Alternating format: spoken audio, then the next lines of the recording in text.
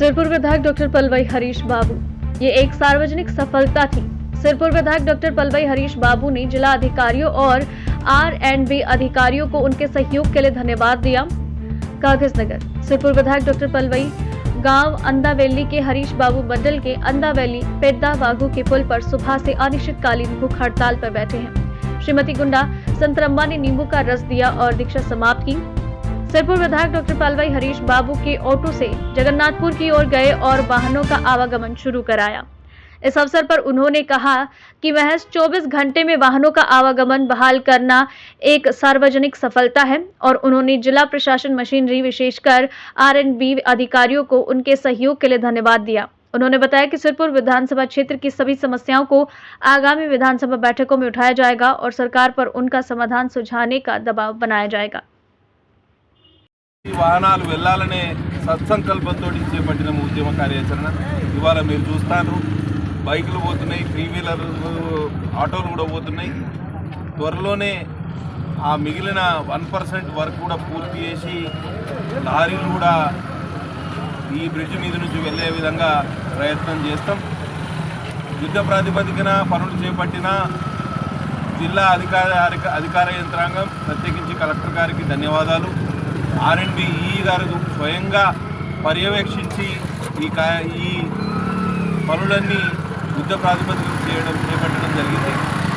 సహకరించిన దహగాం మరియు భీమిని మండల ప్రజలకు ప్రత్యేక ధన్యవాదాలు. మేము మీ అందరి నుంచి మొదటగా క్షమాపణ కోరాలి. ఎందుకంటే 2 సంవత్సరాలుగా మీరు నరకయాతన అనుభవించారు.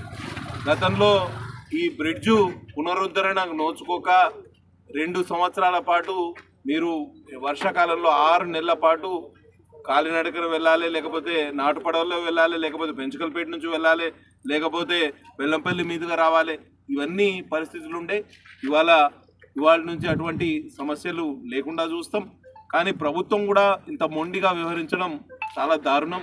మనందరికీ తెలుసు రాష్ట్ర ప్రభుత్వం దివాలా తీసింది అని.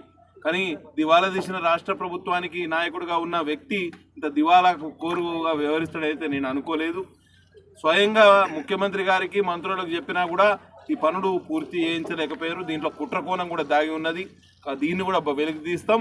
తప్పకుండా ప్రజలకు న్యాయం చేయడానికి ఎంత దూరమైనా పోతాం. ఆ రోజు ప్రతిపక్ష నాయకుడిగా ఎమ్మెల్యేగా ఎన్నిక కాకముందు మునుపు ప్రజా సమస్యల మీద, పోడు భూముల ఉద్యమం మీద పెద్ద ఎత్తున పోరాటం చేసినాం. ఇవాళ మళ్ళీ అటువంటి పంతానే ఎంచుకోవాల్సిన పరిస్థితి వస్తుందని అనుకోలేదు. కానీ అసెంబ్లీలో కానివ్వండి, బయట కానివ్వండి, ఈ పోరాటాల మీద, ప్రజా సమస్యల మీద పెద్ద ఎత్తున పోరాటం చేస్తాం. తప్పకుండా ప్రభుత్వాన్ని ఎండగడతాం. 8 మంది భారతీయ జనతా పార్టీ ఎమ్మెల్యేలు ఉన్నాం. అష్టదిక్పాలకుల్లాగా పనిచేస్తాం. 8 దిక్కుల తెలంగాణ రాష్ట్రాన్ని కాపాడుతాం. వెనుకబడ్డ ప్రాంతాల అభివృద్ధి కోసం, వెనుకబడ్డ నియోజకవర్గాల అభివృద్ధి కోసం, వెనుకబడ్డ జిల్లాల అభివృద్ధి కోసం ప్రత్యేకించి శాసనసభ ఒక హౌస్ కమిటీ వేసి ఈ వెనుకబడ్డ ప్రాంతాల మీద అధ్యయనం చేసి అభివృద్ధి కోసం చర్యలు తీసుకోవాలని ప్రభుత్వాన్ని కూడా డిమాండ్ చేస్తాం. వచ్చే 2 వారాల్లోనే శాసనసభ సమావేశాలు కూడా మొదలైతాయి. ఆ సందర్భంగా కూడా ప్రజా సమస్యల మీద పెద్ద ఎత్తున ప్రభుత్వానికి నివేదించే ప్రయత్నం చేస్తాం. అట్లనే కొన్ని సమస్యలు ఏవైతే వర్షాకాలం వచ్చింది, కొన్ని చోట్ల మొరం వేయించాలి, కొన్ని చోట్ల బ్రిడ్జులు కానివ్వండి, లేకపోతే రోడ్లు కానీ దెబ్బతిన్నాయి. వాటన్నింటినీ కూడా పునరుద్ధరించాల్సిన అవసరం ఉంది. దయచేసి కలెక్టర్ గారు ఈ విషయంలో చొరవ తీసుకోవాలి.